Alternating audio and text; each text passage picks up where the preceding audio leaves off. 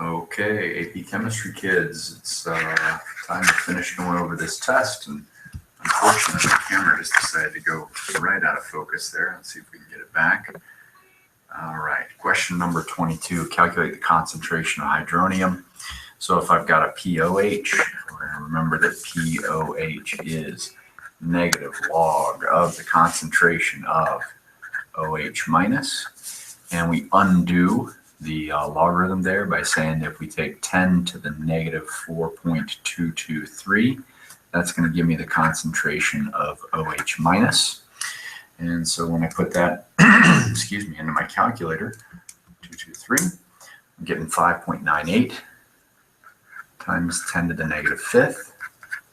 And then we're going to recall that at any given moment, we can take the concentration of hydronium, H plus or H3O plus, times the concentration of OH minus, and that should be 1 times 10 to the negative 14th.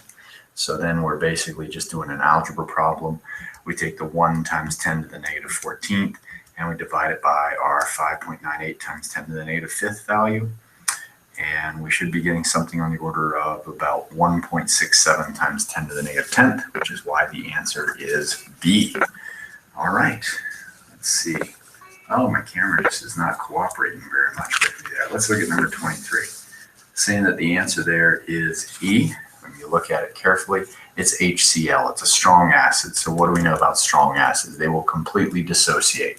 So HCl is going to make H plus and Cl minus, and we know that the concentration of H plus has to be 0.15 molar because that's the concentration of the strong acid.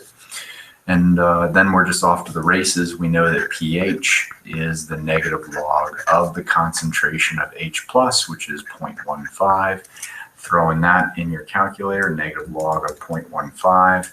I'm getting about 0.824. Take it to the correct number of sig figs here. This is 3 sig figs, so technically the best answer would be more like 0.824 here. But E is the correct answer. All right, and moving along, 24. We're going to keep the paper a little straight there. Sorry about that. All right, so pH 0.3 molar solution, weak acid. Okay, got a weak acid problem, trying to find Ka. So let's go ahead and just write a generic dissociation for a weak acid. And if we think through this, we could icebox this, ICE, and we're going to go with 0.3 to begin with. We're going to subtract x, so 0.3 minus x. We're going to end have 0 and 0 to begin with for our H plus and our A minus. We're going to add x, so we have x and x. And the nice thing is, if I've given you the pH, that is the sneaky way of telling me the equilibrium concentration of H plus. So I actually know what X is, and X is going to be whatever we get when we take 10 to the negative 2.67, because it gave us the pH. pH is the negative log of the concentration of hydronium. So doing a little bit of math, negative 2.67, I'm getting 0.00214. as my concentration of H plus at equilibrium, 0.00214.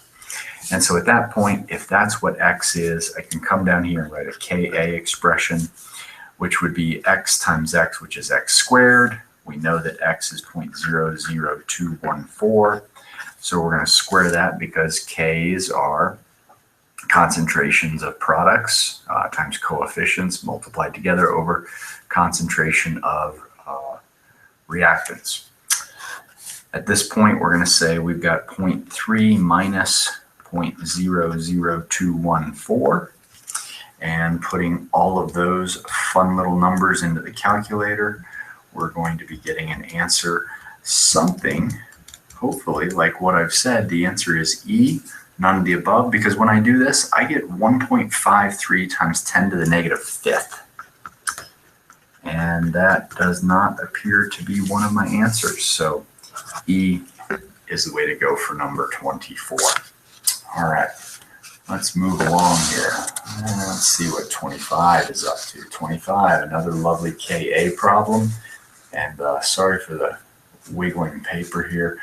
As I record this, it shows up on my computer backwards for some reason. I'm still working out the technical glitches on this. So I've got a Ka for HF, Kb, and this is a beautiful, easy problem if you simply remember that when you're talking about an acid and a conjugate base or a base and a conjugate acid, the Ka times the Kb, that product is going to be equal to the dissociation constant for water, 1 times 10 to the negative 14th.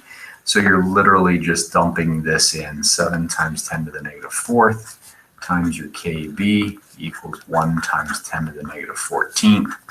And you do that math, and I'll leave the calculator work to you there. You should get 1.4 times 10 to the negative 11th. All right, moving along here, 26.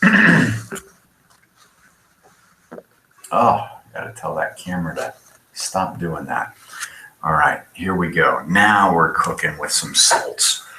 pH, 0.15 molar aqueous solution of NaZ. So you gotta play the game. Think about what NaZ in solution would become. You'd have Na plus ions and you'd have Z minus ions. The Na plus is not going to really play a role in any pH because it could be potentially coming from NaOH, which is a strong base, which means the Na plus is a weak conjugate acid, therefore contributing nothing to the pH. The Z minus, on the other hand, could be coming from a weak acid, call it Hz.